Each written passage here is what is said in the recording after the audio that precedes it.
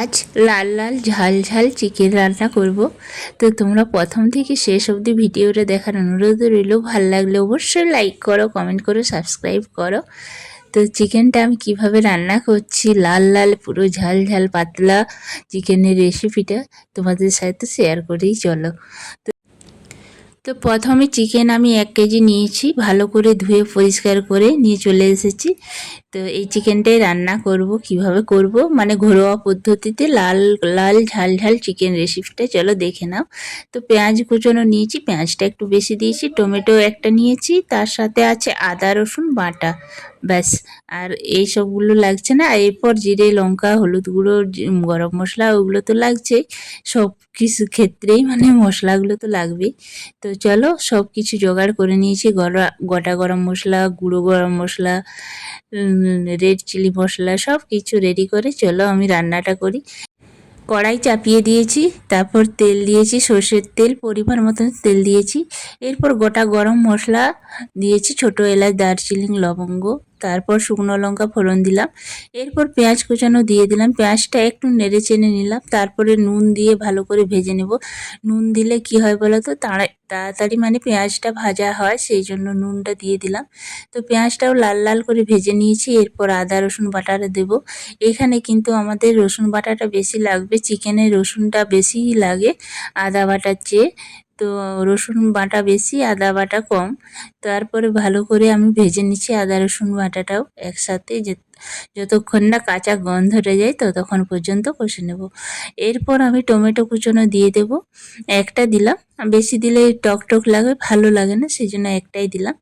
তারপর আমি এরপর চিকেনটা দিয়ে দেবো। চিকেনটাও কিন্তু ভালো করে আমি কিন্তু ভেজে নেব।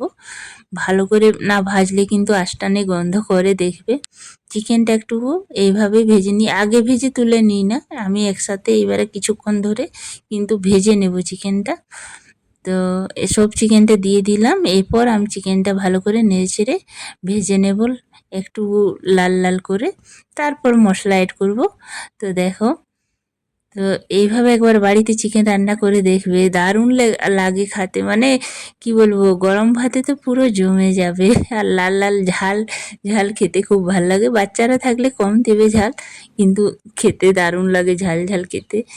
তো তারপর সব রকম মশলাগুলো দিয়ে দিলাম, হলুদ গুঁড়ো, জিরে গুঁড়ো, লঙ্কার গুঁড়ো, কাশ্মীরি রেড চিলি, সব কিছু দিয়ে ভালো করে জল দিয়ে ভিজিয়ে রেখে দিলাম। তাহলে কি হয় বলো তো, শিলে বাটা মশলার মতন অনেকটা টেস্ট আসে, সেই জন্য আমি এরকম ভিজিয়ে রাখি। তো বেশিরভাগ ক্ষেত্রে ভিজিয়ে রাখি না। তো এটা আমি যেহেতু একদম পুরো মানে লাল লাল ঝাল ঝাল পাতলা ঝোল হবে, সেই জন্য আমি ভিজিয়ে রাখছি, আর টেস্টটাও যেন সেইভাবেই আসে গরম ভাতে খেতে, সেই জন্য। এরপর চিকেনটা ভাজা হয়ে গেছে, এরপর মশলা যেটা ভিজিয়ে রেখেছিলাম সেটা দিয়ে দিলাম। এ তারপরে আমি কিন্তু 15 থেকে 20 মিনিট এইবার আমি ঢাকা দিয়ে দিয়ে কষে নেব, নইলে কিন্তু টেস্ট আসবে না। পুরো আমি ঢাকা দেব আর কষে নেব অল্প অল্প জল দিয়ে কিছুক্ষণ ধরে। আর তাহলে কি হয়, গ্যাসটা বাঁচে, অনেকটাই তাড়াতাড়ি সেদ্ধ হয় ঢাকা দিয়ে দিয়ে কষলে। আর মশলাগুলোর গন্ধগুলো পারফেক্ট আমাদের চিকেনের ভিতরে চলে যায়, সেই জন্য ঢাকা দিয়ে দিয়ে কষানোটার ক্ষেত্রে খেতে টেস্টটা বেশি লাগে। তো এইভাবে ঢাকা দিয়ে দিয়ে কিছুক্ষণ ধরে কষে নিলাম। এই দেখো আমার কষানো হয়ে গেছে। এরপর আমার 2 ছেলেকে তো চিকেন কষা চাই, বাড়িতে আছে, এখন স্কুলের এক্সাম শেষ হয়ে গেছে, সেই জন্য এখন বাড়িতেই থাকে। তার জন্য দুজনকে দুটো আমি চিকেন দিয়ে দেব, তো ওরা খাবে। এরপর আমি জল দিব, তো ওদিকে দিয়ে দিলাম। আর এই যে আমার ছোট ছেলের কিন্তু চিকেন বলো মটন বলো মানে সব রান্নাতেই কিন্তু ওর আলু চাই, তার জন্য সেদ্ধ করা আলু আমাদের মুড়ি খেতে হয় না, সেই জন্য কয়েকটা তুলে রেখেছিলাম যে চিকেনে একবারে দিয়ে দেব ওর জন্য। তো আলুটা দিয়ে একটু নেড়ে চেড়ে আমি পরিমাণ মতন চিকেনে জল দিয়ে দিলাম, যেহেতু কষানো হয়ে গেছে। ওদিকেও দিলাম চিকেনের কষা মাংস খেতে।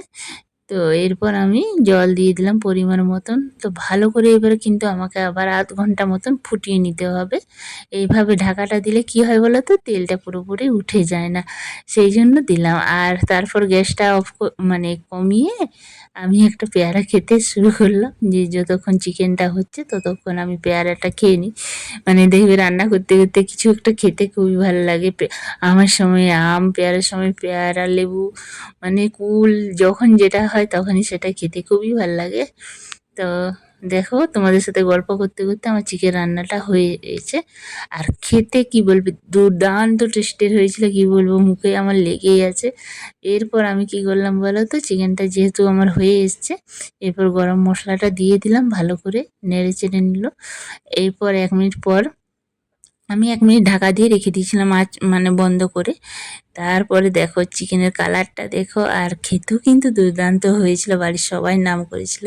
তোমরাও একবার এইভাবে চিকেন রান্না করে খাবে আর আমাকে অবশ্যই কমেন্ট করে জানাবে।